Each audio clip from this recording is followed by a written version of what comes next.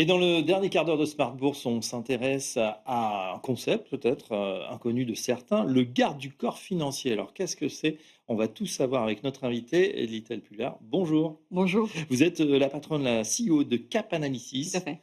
Et avec vous, bah voilà, vous vous définissez vous-même comme un garde du corps financier. Alors je décris pour ceux qui nous écoutent en radio, hein, vous n'avez rien d'une armoire à glace, puisque là on parle finance. Mmh. En quoi cela consiste finalement, un garde du corps financier? Qu'est-ce que c'est? Alors je pense qu'avant de répondre à cette question en quoi ça consiste, je préférerais répondre à qui c'est ce que cela s'adresse.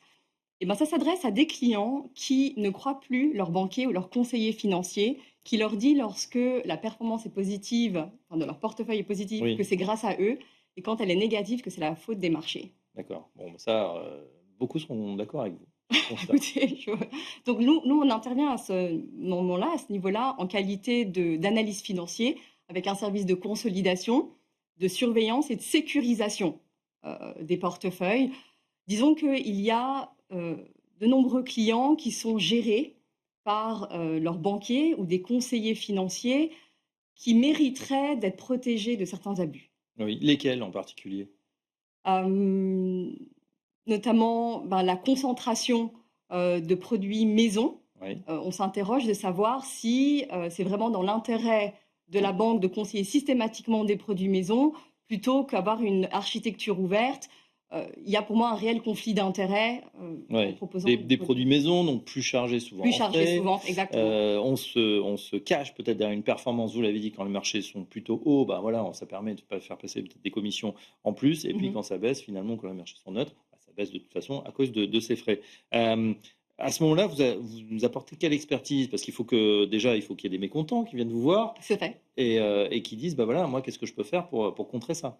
Alors concrètement, un client qui vient chez nous lorsqu'il est mécontent, on s'appuie, nous, sur une technologie, c'est-à-dire qu'on a développé un système en interne qui nous donne la même force de frappe qu'une banque. Donc un client qui vient nous voir, on va, si vous voulez, onboarder ce client sur notre plateforme, on va recréer la vie du portefeuille dans notre logiciel, transaction par transaction. C'est plus communément ce qu'on appelle une comptabilité miroir. Et D'accord. ça va nous donner une vision très précise sur plusieurs aspects.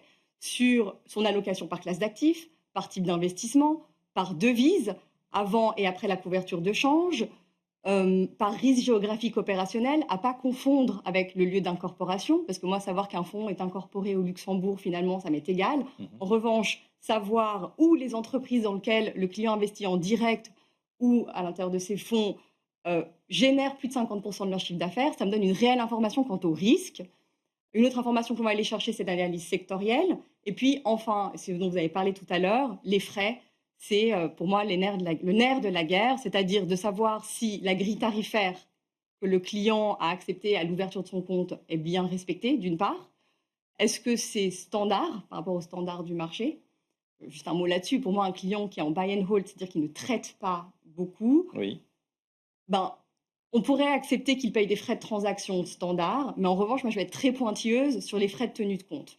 Et puis enfin, et le plus important, les frais invisibles, qui, lorsqu'ils s'ajoutent aux frais visibles, souvent représentent plus de 2 fois la grille tarifaire. Donc frais invisibles, c'est quoi? C'est les Et frais par exemple, cachés? ouais, les frais cachés, les TER des fonds, quand on fait du reverse engineering, ce qu'on fait lorsqu'on intervient en qualité d'expert, on se rend compte qu'il y a des volatilités qui sont utilisées, qui sont démentielles et qui viennent s'ajouter aux frais. Enfin, c'est Parfois des commissions de surperformance, et cetera, et cetera. ouais, J'ai une exactement. question, tout de suite, c'est, bon, on se dit que est-ce que c'est accessible à tout le monde ou est-ce qu'il faut déjà un patrimoine assez conséquent? À partir de combien on peut venir vous voir? Alors, on peut venir à partir de n'importe quel montant et chose étonnante, moi, aujourd'hui, lorsque je reçois des clients qui est entre 50 000 € ou 50 millions et plus d'euros, aujourd'hui, ces clients se plaignent littéralement de la même chose en utilisant les mêmes mots. Ça veut dire qu'ils en ont marre de payer des frais exorbitants ou en tout cas très importants pour une performance qui est médiocre, voire mauvaise et puis, ils ne savent même pas de ce dans quoi ils sont investis et quand ils posent la question à leur gérant ou leur conseiller financier,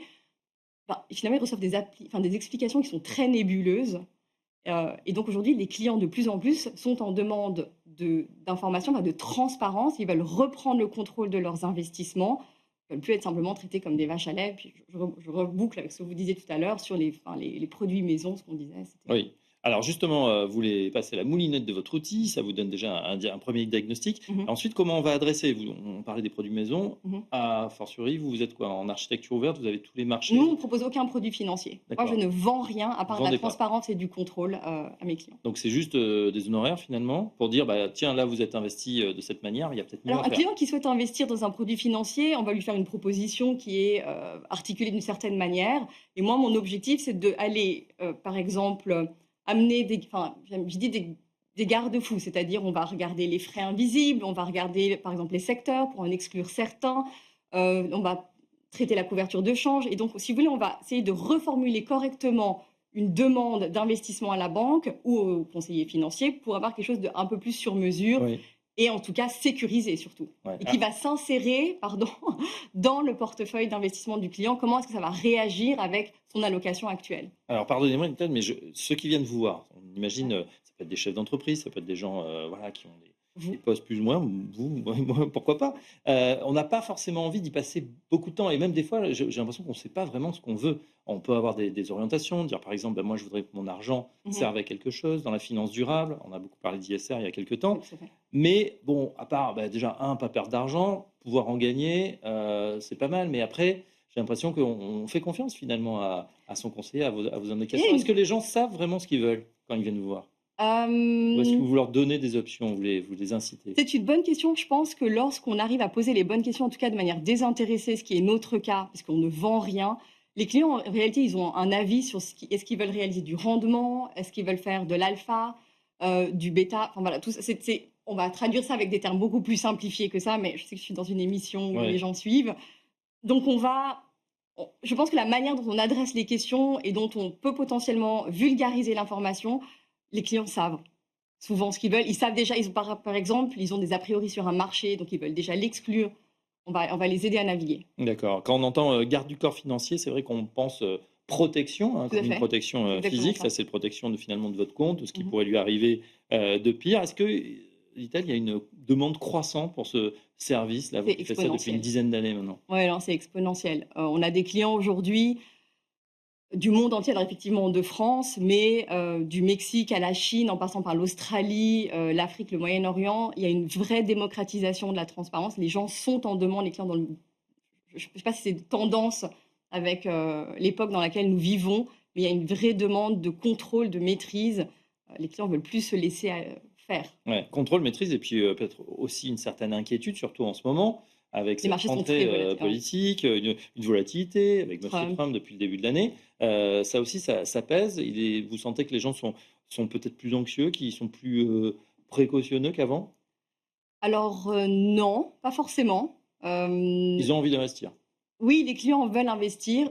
Oui, non, je dirais que moi, je vois pas tellement de changement à ce niveau-là, parce que si vous voulez, les clients qui sont chez nous pour une surveillance dynamique sont protégés systématiquement. Donc on va Mmh. anticiper ça dans la gestion. Est-ce que, s'ils sont déjà dans un processus avec une banque, ils n'ont pas forcément envie d'en changer, votre logiciel est capable de dire d'avoir des alertes et de dire à un moment: «Attention, Absolument, tout à fait. là, il y a quelque chose qui se passe, on vous propose ce produit, c'est pas forcément le Alors on meilleur». fait des stress tests quand il y a un client qui investit dans un nouveau produit, on peut faire un stress test de ce produit-là. Donc on va regarder comment il va se comporter, pendant les périodes de crise, et comment il s'insère dans le portefeuille, comme je parlais tout à l'heure, dans tous ces points d'allocation, et de devises et voilà, de couverture. D'accord. Donc là, ça peut être, voilà, une alerte en particulier. Ouais, Cap Analysis, pour ceux qui nous regardent, qui se disent: «Bah, tiens, pourquoi pas? Moi, j'ai envie d'essayer, pourquoi pas de passer mon portefeuille à la moulinette ou d'être mieux protégé avec ouais. ce garde du corps financier». De Comment ça comprendre se en tout cas ce passe? qui se passe. C'est un logiciel, il faut venir vous voir physiquement? Alors nous, on vend le service. Moi, je vends pas le logiciel, je suis pas une équipe, enfin, je suis pas une boîte IT. Oui. Donc on vend le service, on fait tout pour les clients et on explique de manière simple, au client ce qui se passe, comment il investit, où sont les risques, pourquoi il perd, où il a perdu, dans quelles circonstances, à quoi est due la performance, qu'elle soit positive comme négative. Est-ce que c'est le choix des instruments qui a permis la Mmh. performance ou c'est une appréciation de devise qui d'un seul coup a permis, une performance positive? Donc à quel point est-ce que l'investisseur, le gestionnaire est en charge, est responsable de cette performance? Est-ce que c'est un peu, Oui. le hasard ou un véritable choix, une stratégie? D'accord, c'est cher un garde du corps financier? Non, pas Quel forcément. coût? Qui parle de Alors transparence. alors il y a 2 types de coûts. On a, des coûts récurrents, donc c'est-à-dire on va faire une proposition à l'année pour un client qui souhaite une, surveillance dynamique et puis il y a un taux à l'heure pour les clients qui viennent chez nous a posteriori et qui ont déjà perdu tout ou une partie de leurs avoirs suite à des erreurs d'investissement, dont D'accord. justement ils ne maîtrisaient pas la teneur. Tiens, on fait une petite parenthèse, vous parlez d'erreurs d'investissement. On est d'accord, ça n'a rien à voir avec les arnaques, ceux qui ont perdu de l'argent à cause de certaines arnaques. On Vous a pouvez aussi ça. intervenir aussi? Ouais, on a ça aussi. D'accord, parce que ça concerne beaucoup, beaucoup de monde. On a récemment, un client qui est venu nous voir, enfin cet été, pour qui on a fait plusieurs rapports d'expertise, qu'un client dont le gestionnaire, s'enrichissait, il avait des rétrocommissions et l'a investi, dans des produits mafieux, on va dire ça comme ça. D'accord, donc là, vous Ah pouvez ouais, les ouais, détecter également.